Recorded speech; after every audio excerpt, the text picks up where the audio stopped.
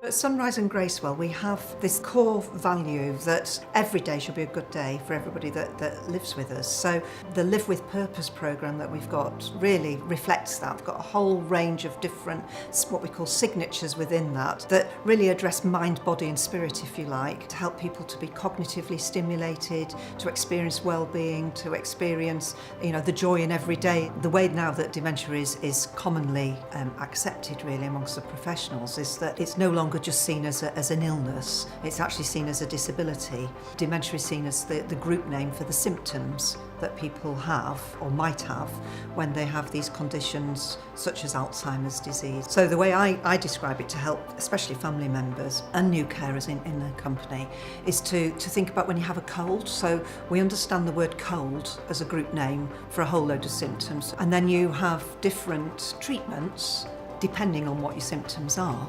So for dementia, that's the group name for the symptoms, which the main one is memory problems, but that's not the only difficulty.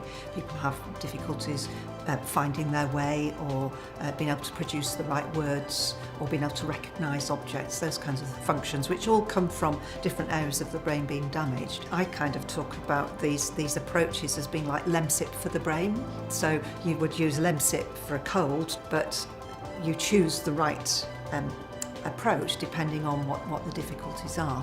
What we've done is developed physical environments that meet these particular needs and difficulties that the residents have. So we have these life skills stations dotted around our homes.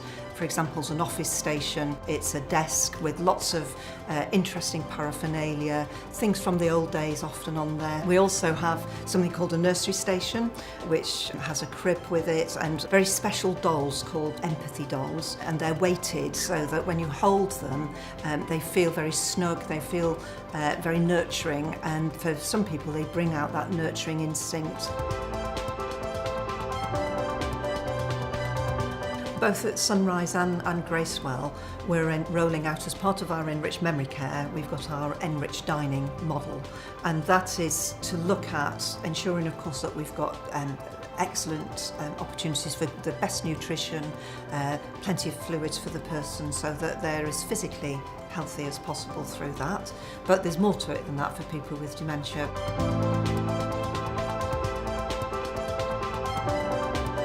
I think first off, what we do with nutrition and hydration, if you actually look at the key roles, we employ a head of nutrition, we employ a head of memory care, and we connect together. The dining experience is seen as central.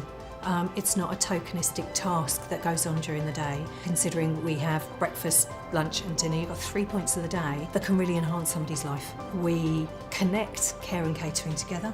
Those people who've got a cognitive impairment who might need a little bit of prompting, but rather than going up to them and sitting next to them putting a fork in their hand, it's far more respectful. You're going to give them a far better experience. If you're sitting with them, you've got the same food, you've got a knife and fork in front of you, they're seeing you eating, it's a social prompt. And then you can ask them about the meal because you're having the same. So it's very much going from that ethos, but you really have to connect care and catering together, train people in both. It's easy, it's simple, it does not take longer, but you've got a much better experience going on in the background. And particularly with people who have a cognitive impairment, people who have dementia, a smell doesn't go through the same thought process in the brain. So we create coffee smells pre-breakfast.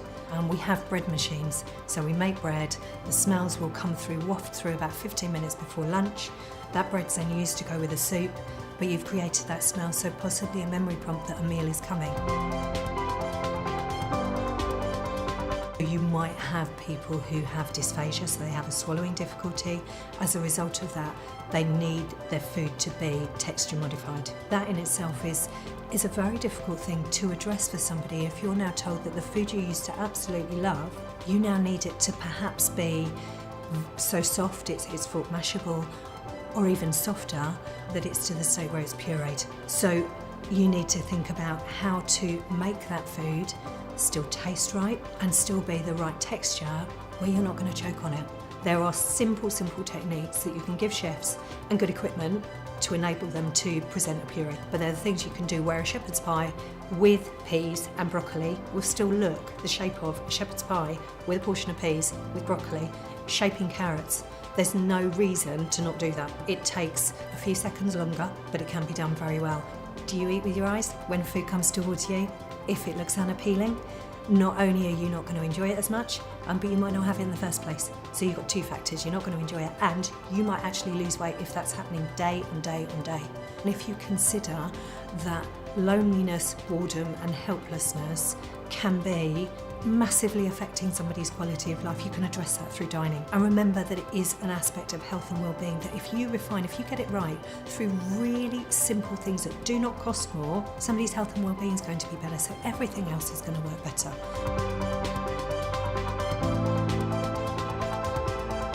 We're introducing the individual activity plans for everybody using the PAL instrument, which is the cognitive assessment tool, that helps us to understand the level of ability that people have got so that we pitch those activities at the just right level for them and then draw on what we know about them as an individual so those activities are going to be meaningful to them as well.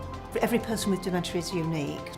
When you meet somebody with dementia, you only meet a person with dementia because everybody's different in the way they experience those symptoms. So our job at Sunrise and Gracewell is to understand how the symptoms of dementia is impacting on each resident and create a very individualised care programme that's going to provide them with the support that they need to be able to function as well as they can do. The Alzheimer's Society have the Dementia Friends initiative, which is a vision of creating dementia friends out there in the local communities, and most, if not all, I think, of our Sunrise and Gracewell homes are dementia friendly. The value of World Alzheimer's Day is, of course, that it's going to help with raising awareness, getting funds in for more research, which is clearly important. Research now looks both at the cause, trying to find a cause and therefore a cure, but also looking at prevention. We can certainly help people to live well with the symptoms, and there's much more research going into addressing